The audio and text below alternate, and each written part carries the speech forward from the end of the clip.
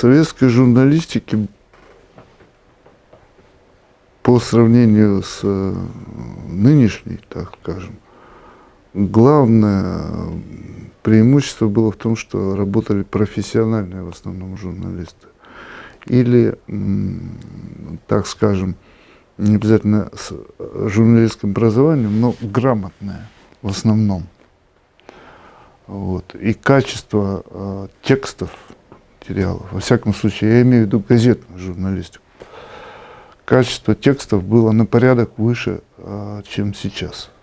Вот. Особенно в очерковых жанрах, в фельетоне, который сейчас вообще исчез практически, вот, в репортажных текстах. Грамотность была гораздо выше, потому что в основном приходили в СМИ работать выпускники журналистских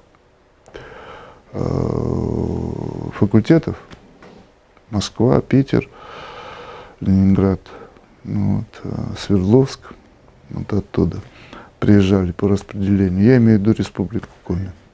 Ну, и, в общем-то, наверное, и союзные СМИ также. Вот. Газет, журналов и, я хотел сказать, интернет-изданий, вот, конечно, было меньше, гораздо меньше. И устроиться, попасть без соответствующего уровня образовательного, ну, невозможно было в СМИ. И телевидение тоже это касалось. Вот. Сейчас, соответственно, этих сетевых изданий, там и бумажных, и каких только нет. И, ну, я, может, брюзгой каким-то буду выглядеть, но уровень очень слабый порой. Вот. Советская журналистика, конечно, была на порядок выше в этом плане. Вот.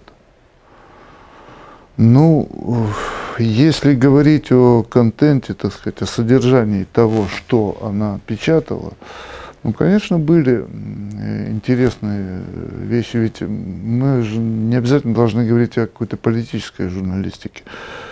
Политическая журналистика, понятно была, какая она полностью была под контролем КПСС, и там как сказали, так и все.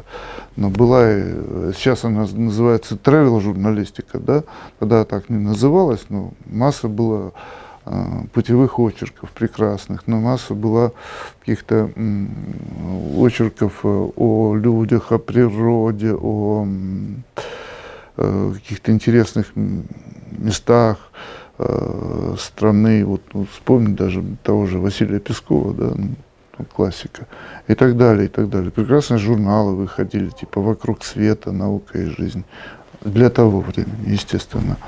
Вот. Ну и в газетах тоже были интересные, ну, с точки зрения фактуры, вещи, там, в литературной газете, в «Известиях». Ну, я не буду сейчас перечислять, это очень долго. Вот. Безусловно, были интересные вещи, конечно.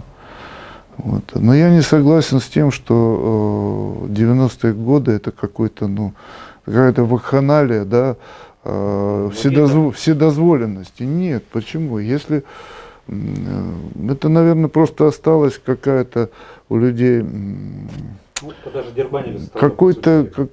какой-то штамп, шаблон такой, который повторяется. Ну, вот у меня в группе не любят. Ну, вот не так давно отмечалось столетие, как она называлась, Коми-печати? Коми-печати, да.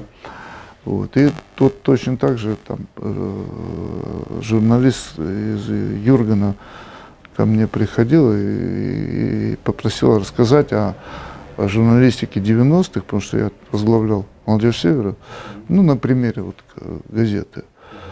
Я говорю, да, вы посмотрите предварительно подшивки, там, в библиотеку сходите, чтобы иметь представление. Вот она приходит с круглыми глазами, говорит, это как интересно, неужели это все вот было? Вот, неужели столько интересных было материалов? Ну, вот так.